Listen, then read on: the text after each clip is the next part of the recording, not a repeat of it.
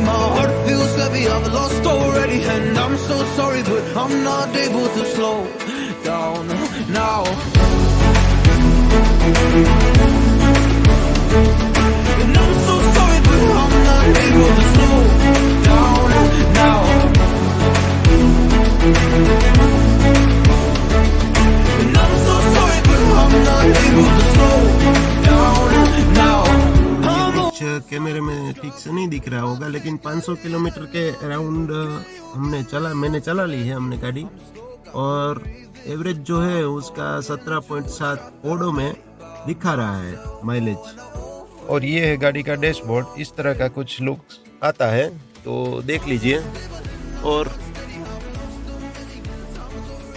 बहुत लोग बोलते हैं कि पीछे का जो डोर्स है उनका जो सेफ्टी चाइल्ड लॉक है, वो जैसे रूटीन हमारी गाड़ियों में होता है कि यहाँ हैंडल के पास आ जाता है, इस तरह का यहाँ पर होता है, तो ऐसा नहीं है। लेकिन क्या है कि वो उसका एक मैकेनिज्म है, अगर वो पीछे का चाइल्ड लॉक आपको यूज़ करना है तो इस तरह से आप यूज़ कर सकते हो कि पीछे मान लीजिए अगर आपको बच्चा बिठाना है, आपकी कार में किड्स बिठाना है, तो पहले से वो चाइल्ड लॉक वाला जो साइड में बटन आता है वो बंद कर दीजिए, तो गाड़ी अंदर से नहीं अनलॉक होगी, अंदर से खुलेगी नहीं, सिर्फ आप बाहर से खोलोगे तभी खुलेगी। और अगर बड़ा बैठता है तो उसकी तो कोई ज़रूरत है ही नहीं, क्योंकि बड़ा इंसान होता है, उसको पता ही रहता है, तो वो नहीं खोलेगा। तो इस तरह का है।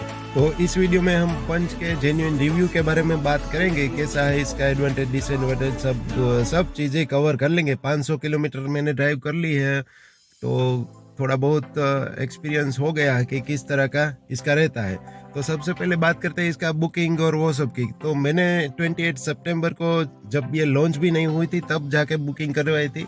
ये कार जो है वो पूरी सोशल मीडिया की कार आप बोल सकते हो, क्योंकि इसका लॉन्चिंग भी सोशल मीडिया में हुआ था, फिर उसके बाद भी प्रमोशन भी वहाँ पर ही ज़्यादा हुआ, न्यूज़पेपर में बहुत ही कम आई है। तो 28 सितंबर को मैंने बुक किया था, उसके बाद मुझे 28 दिसंबर को जाके अलॉट हुई थी। तो 28 दिसंबर को मुझे मिल गई थी, लेकिन मैंने क्या है कि मुझे उत्तरायण के दूसरे दिन लेनी थी, तो मैंने 15 जनवरी को डिलीवरी इसकी ली है, ठीक है। और ये जो मेरा मॉडल है वो पंच का प्योर वाइट मॉडल है, जो राजकोट डिस्ट्रिक्ट में फर्स्ट मेरा मॉडल है, क्योंकि इसका ग्रे कलर का तो सबको मिला था, लेकिन वाइट कलर में मेरी ही पहली है। तो इस तरह का है। तो मैंने राजकोट में परिन मोटर से बुक करवाया था और वहीं से ये ली है। तो अभी बात करते हैं इसके परफॉर्मेंस की। परफॉर्मेंस इसका कोई, मैं पहले अल्टो चलाता था, तो मुझे तो इसका परफॉर्मेंस अच्छा ही लगेगा।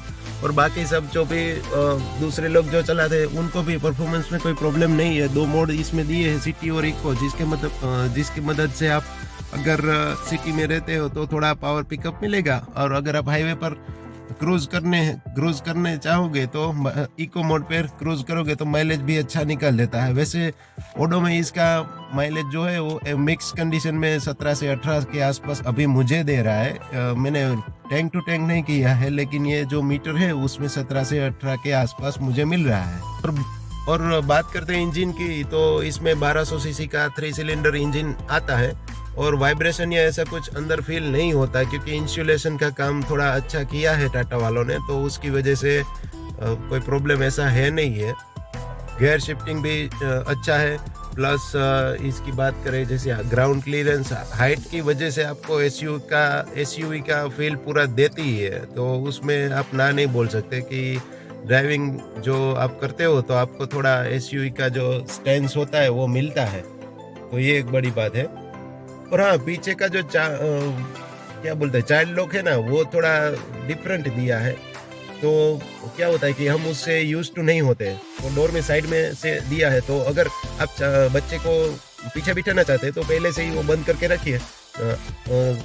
वो बंद कर देंगे तो उसके बाद क्या होगा, बाहर से ही गाड़ी खुलेगी, पीछे के दरवाजे, अंदर से गाड़ी नहीं खुल सकती है। तो इस तरह से उसका यूज़ कीजिए। और अगर बड़े बैठते हैं तो वो चाइल्ड लॉक बंद करने की ज़रूरत है नहीं, क्योंकि बड़े तो खोलने वाले नहीं है, तो ऐसा है। तो कुछ इस तरह से इसका व्यू आता है। स्पेस के मामले में कहिए तो कोई ऐसा नहीं है, स्पेस पूरा भर के दिया है। जो इसकी विड्थ है वो बहुत ज़्यादा है। मान लीजिए आप क्रेटा या उनसे कंपेयर कीजिए तो उसकी 1790 एमएम 1800 एमएम होती है और इसकी है 1742 एमएम, तो 48 एमएम कम है उससे। तो विड्थ में कोई आपको वो नहीं रहेगा। और यहाँ पर ये बोतल होल्डर और ये सब, ये एक चार्जिंग का एक सॉकेट वो भी मिलता है। तो कुछ अच्छा है इंटीरियर, उसमें कोई प्रॉब्लम है नहीं है। और हाँ, बेस मॉडल से ही सेंट्रल लॉकिंग मिल जाता है। सेंट्रल लॉकिंग वो नहीं, इसकी सिर्फ की से आप की ड्राइवर साइड का जो डोर है वो लॉक कर देंगे तो सब लॉक हो जाएगा। तो इस तरह का सेंट्रल लॉकिंग आपको बेस मॉडल से ही मिल जाता है, तो ये अच्छा है। म्यूजिक सिस्टम इसमें नहीं आता है, बेस मॉडल है इसलिए। और अगर रियर सीट में बात करें तो रियर सीट में बीच में जो हम्प आता है सभी गाड़ी में ऊंचा होता है, तो वो नहीं है। पूरा ऐसे ही कह सकते हैं कि फ्लोर उसका पूरा फ्लैट है, जिसकी वजह से अगर आप 3 लोग बिठाओगे तो ज़्यादा डिस्कम्फर्ट नहीं होगा कंपेयर टू अदर कार्स। और इसमें आइडियल स्टार्ट स्टॉप भी आ जाता है कि मान लीजिए अगर आप कभी ट्रैफिक में फंसे हो और आपने क्लच पर से पग हटा लिया तो आपकी गाड़ी थोड़ी देर में बंद हो जाएगी। और जब आप क्लच पर फिर से अपना पैर रखोगे तो गाड़ी अपने आप ही स्टार्ट हो जाएगी, जिससे कि फ्यूल की सेविंग होगी। तो टाटा ने ये भी बहुत ध्यान दिया है एवरेज और फ्यूल के बारे में। इस गाड़ी में टाटा वालों ने थोड़ा अच्छा ध्यान दिया है। और ये जो अंदर वाला मिरर है ना, वो बहुत छोटा दिया है। वो थोड़ा परेशानी वाले कह सकते कि बहुत छोटा होने की वजह से दिखने में थोड़ा प्रॉब्लम होता है। लेकिन मैं जो है वो बड़ा मिरर में देखने को यूज्ड टू था, तो मुझे इस तरह से थोड़ा अभी तकलीफ हो रहा है, लेकिन इतना ज़्यादा भी नहीं है क्योंकि मिरर छोटा है। लेकिन जो चीज़ें दिखती है वो भी छोटी है, तो ज़्यादा प्रॉब्लम नहीं है। पावर और पिकअप की बात करें कि कैसा है इसका परफॉर्मेंस, तो इनिशियल फर्स्ट और सेकंड गियर में गाड़ी थोड़ी धीरे उठती है। उसके बाद एक बार दूसरे गियर से आगे बढ़ के जब तीसरे गियर में जाओ और 2000 आरपीएम के ऊपर जाओ तो गाड़ी में पिकअप आ जाता है, कोई प्रॉब्लम रहती नहीं वैसे। और अगर कोई ऐसा है, मान लीजिए जैसे आप इसकी कंपैरिजन स्विफ्ट या ऐसी कार से, मारुति की जो 4 सिलेंडर कार से है उसकी कंपैरिजन करोगे तो उसमें क्या होता है, इनिशियल पिकअप ही आपका रहता है बहुत ज़्यादा। तो उतना ज़्यादा नहीं है बिकॉज ऑफ हैवी वेट, इसका वेट भी ज़्यादा रहता है, तो उसकी वजह से इनिशियल पिकअप में थोड़ा है कम, उतना ज़्यादा नहीं है। पर हमें कौन सी भगानी है रेस में, हमें तो सिर्फ फैमिली ओरिएंटेड कार ही है, तो फैमिली को लेके एक जगह से दूसरी जगह जाना है, तो ये पर्पस बहुत अच्छी तरह से सोल्व करता है। अगर किसी को भगानी हो या इस तरह का करना हो तो उसको ये थोड़ा अंडर पावर लगेगी, बाकी रूटीन यूज़ में ऐसा कोई प्रॉब्लम है नहीं। और मैं जो है वो अल्टो 800 ड्राइव कर रहा था, दूसरा कभी तो मुझे तो ये अंडर पावर लगेगी नहीं।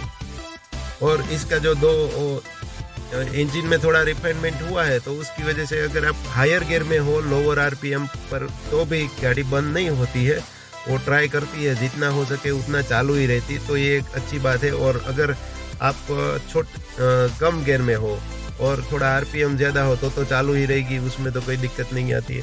तो इसमें टेकोमीटर भी साथ में दे दिया है, जो कि मारुति या दूसरी कंपनियों की बेस मॉडल में नहीं देते हैं, तो ये बेस मॉडल से ही टेकोमीटर आरपीएम वाला जो मीटर है वो दे दिया है। इंस्टॉल फ्यूल इकोनॉमी और वो सब भी दिखाता है। टोटल मैंने 515 किलोमीटर के आसपास ड्राइव कर ली है, 17.7 की मुझे एवरेज मिली है, तो ये सब दिखाता है। ये आप देख सकते हो अभी सिटी मोड में बता रहा है। जब मैं यहाँ पर एक बटन है, ये इको में आ गया, तो इको में थोड़ा पावर कम होगा लेकिन माइलेज अच्छी दे, तो इस तरह का है। कोई भी हो, सीट बेल्ट लगाना जरूरी ही है, क्योंकि सीट बेल्ट बिना आपको कोई भी गाड़ी बचा नहीं सकती, तो सीट बेल्ट पहन के ही गाड़ी ड्राइव कीजिए।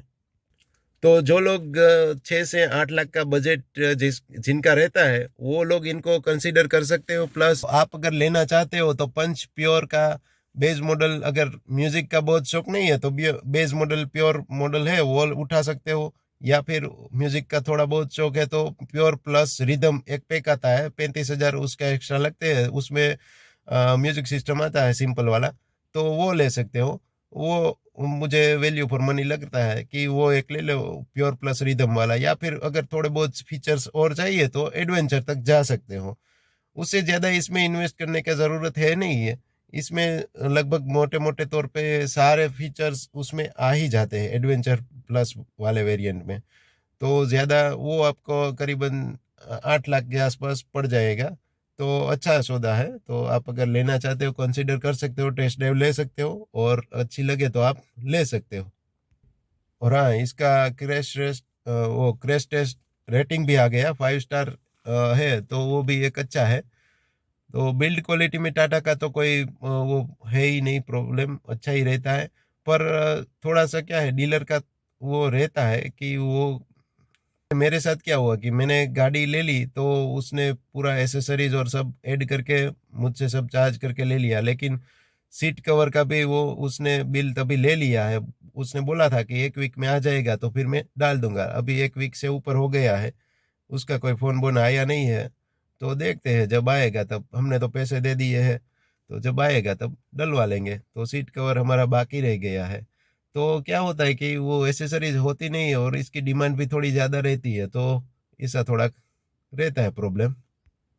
तो मैंने मोस्टली तो सब कवर कर लिया है। अगर आपको कुछ और जानना हो या फिर और किसी बारे में कोई जानकारी चाहिए पंच के रिलेटेड, तो मुझे इस वीडियो के कमेंट सेक्शन में कमेंट कीजिए किसके बारे में क्या जानकारी चाहिए, तो मैं उसके रिलेटेड दूसरा वीडियो भी बना दूंगा, तो आपको हेल्पफुल रहेगा। तो आपने मेरा वीडियो देखा उसके लिए बहुत ही धन्यवाद।